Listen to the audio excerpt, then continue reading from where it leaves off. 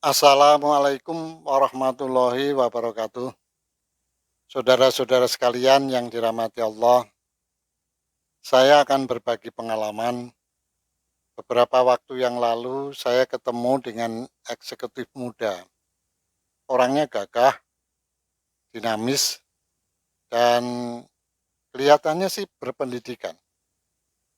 Tutur bahasanya baik, santun, tetapi kalau saya lihat wajahnya, kelihatannya murung, tidak menunjukkan seperti biasanya. Lalu saya tanya, ada apa? Jawabannya adalah bahwa jasa konsultan yang dikembangkan itu selalu mentok, tidak bisa bersaing. Kemudian juga dia mengembangkan produk-produk tertentu, itu juga tidak bisa bersaing. Dia mengatakan bahwa dalam memasarkan apa yang dia jual, itu selalu mentok pada koneksi. Dia mengatakan tidak punya koneksi, sehingga setengahnya dia agak putus asa. Karena ini saya anggap penting, siapa tahu hal-hal semacam itu juga dialami oleh banyak orang-orang muda sekarang ini. Karena itu lalu saya datangi dia, kemudian saya beri semangat. Kita harus berusaha. Karena sebagaimana orang yang beriman dalam surat Ar-Rod sudah difirmankan dalam ayat 11 dikatakan bahwa Allah tidak akan mengubah kondisi suatu kaum apabila mereka tidak berusaha mengubah sendiri. Karena itu kita harus berjuang bagaimanapun. Lalu saya katakan bahwa sebenarnya yang mau dikembangkan itu koneksi macam apa? Karena koneksi itu pada prinsipnya itu adalah menjalin hubungan. Menjalin hubungan dengan orang lain itu pada prinsipnya adalah didukung oleh 4 komponen, yaitu pertama adalah persamaan, yang kedua adalah niat baik, yang ketiga adalah kompetensi, dan yang keempat adalah rekam jejak. Nah, di antara 4 komponen ini, maka mencari persamaan itu yang paling cepat bisa dilakukan. Bisa dilakukan oleh siapa saja dan kapan saja. Karena itu kita yang penting saya kira mengembangkan atau mencari persamaan-persamaan itu kepada target siapa yang kita akan hadapi. Ada 2 macam cara bagaimana kita mencari persamaan itu, yaitu dengan cara verbal, yaitu dengan bicara, dan yang kedua adalah non-verbal, tanpa bicara. Kali ini saya akan menyampaikan yang non-verbal, karena yang verbal sudah ada di dalam video saya yang lain. Nah, di dalam non-verbal ini ada untuk mencari persamaan itu cara-caranya, yaitu yang disebut dengan pacing. Ini dikenal dalam neuro linguistic programming. Dalam pacing itu ada 2 yang mendukungnya, yaitu yang pertama adalah penyetaraan atau matching, dan yang kedua adalah menirukan. Itu yang disebut dengan mirroring. Saudara-saudara sekalian, dalam mencari persamaan ini, saya akan terlebih dulu bicara tentang mirroring, yaitu menirukan. Ada 3 cara yang dipakai dasar di dalam menirukan ini. Yang pertama adalah preferensi dan linguistik. Ada 3 tipe manusia pada umumnya berdasarkan preferensinya, yaitu yang pertama adalah tipe visual. Orang-orang yang tipe visual ini adalah orang yang menggunakan mata terutama untuk komunikasi. Oleh karena itu di dalam cara bicaranya, dia juga akan mengatakan saya menyaksikan, saya mengamati, saya melihat seperti itu, dia lebih dapat diberikan contoh-contoh real. Ini kategori orang yang termasuk visual.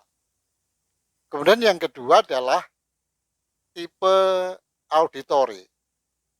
Tipe ini lebih mengandalkan telinga untuk komunikasi.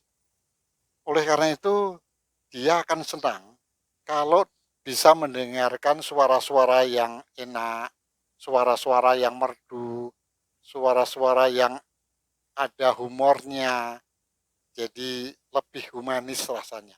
Dia merasakan seperti itu. Kemudian yang ketiga adalah tipe kinestetik. Tipe kinestetik ini menggunakan perasaan sebagai alat komunikasinya. Jadi bisa merupakan sentuhan kecil begitu, lebih dengan mendekat supaya bicaranya lebih jelas, dirasakan setiap kata yang diucapkan. Ini tipe orang kinestetik. Makanya kalau kita akan meniru, kita juga harus mengamati itu. Ada cara-cara tersendiri memang bagaimana menentukan orang yang tipe visual, tipe kinestetik atau auditory ini.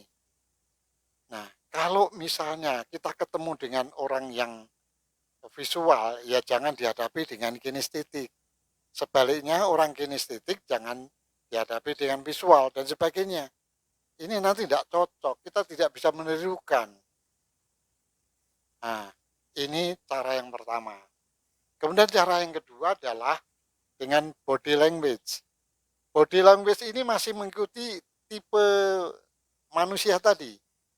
Kalau bertemu dengan orang-orang yang tipenya visual, maka kita akan ketemu orang yang bicaranya itu biasanya keras, orang menjaga jarak dengan kawan bicara, dia tegas dalam bicara, kemudian tangannya itu lebih dinamis.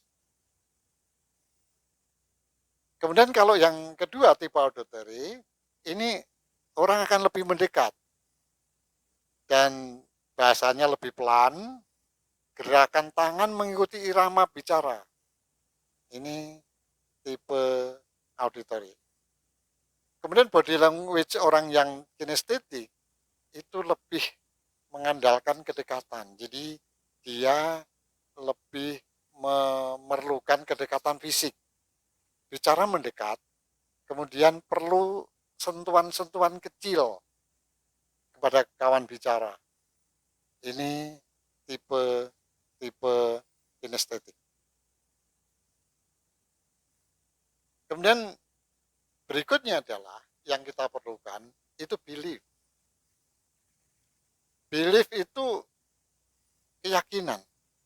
Jadi kalau misalnya target yang sudah di hadapan kita, kemudian menyampaikan sesuatu, maka perlu kesamaan belief. Kita anggukkan kepala. Kita tunjukkan bahwa kita sepakat dengan apa yang katakan. Maka orang yang bersangkutan merasa punya belief yang sama. Jadi kalau ketiga-tiganya itu sudah kita lakukan, maka mirroring itu sudah kita jalankan. Maka kemungkinan besar kita tinggal perlu leading, yaitu menyampaikan apa yang kita inginkan. Pada umumnya kalau kita sudah ada kesepakatan-kesepakatan dalam tanda petik bahwa itu ada penyamaan-penyamaan seperti itu, maka apapun yang kita katakan itu akan disepakati juga. Walaupun di dalam menyampaikan juga tidak bisa vulgar. Kita perlu cara-cara yang persuasif. Cara-cara yang bisa diterima oleh kawan bicara kita. Berikutnya adalah penyamaan yang tidak menggunakan mirroring, tapi juga perlu di sini, yaitu penyetaraan yang disebut dengan matching. Kalau misalnya kawan bicara kita atau si target kita atau sang target kita itu lebih tua, atau lebih mempunyai jabatan tinggi, ya kita harus menyesuaikan diri. Kalau misalnya beliau itu menopangkan kakinya satu dengan yang lain, kita tidak boleh meniru. Kita harus menempatkan diri, kita harus menunduk. Kalau beliau itu tangannya ditumpangkan pada lengan kursinya, kita tidak boleh ikut. Ini namanya penyetaraan dan tidak boleh kita menyamakan. Jadi isinya adalah saling mengisi. Kalau beliau di atas, kita harus menempatkan diri di bawah. Saudara-saudara sekalian, sudah barang tentu tidak semua hal bisa kita tirukan. Ada hal-hal yang justru tidak boleh. Misalnya orang yang bindeng dalam bicara. Misalnya orang yang kalau berjalan pincang, tidak boleh ditirukan ini. Justru kalau kita tirukan, kita akan menjadi bumerang. Kita akan mendapatkan hasil komunikasi yang tidak baik. Kita harus hati-hati di sini. Nah, kalau ini sudah kita lakukan, saudara-saudara sekalian, maka ini cara-cara yang kita dasarkan pada ilmu pengetahuan yang berkembang sekarang. Kita tidak perlu takut dosa dengan menjalankan itu. Misalnya saja kita sepakati komunikasi kita dan si target menyetujui apapun yang kita beri akan kita sampaikan, kita tidak takut dosa karena itu berdasarkan ilmu pengetahuan yang berkembang sekarang. Tetapi juga kita harus ingat bahwa apapun yang kita lakukan, keputusan akhir ada di Allah Subhanahu wa Ta'ala. Oleh karena itu, sebelum dan sesudah kita melakukan sebagai orang beragama, sebagai orang beriman, kita harus doa, doa, dan doa.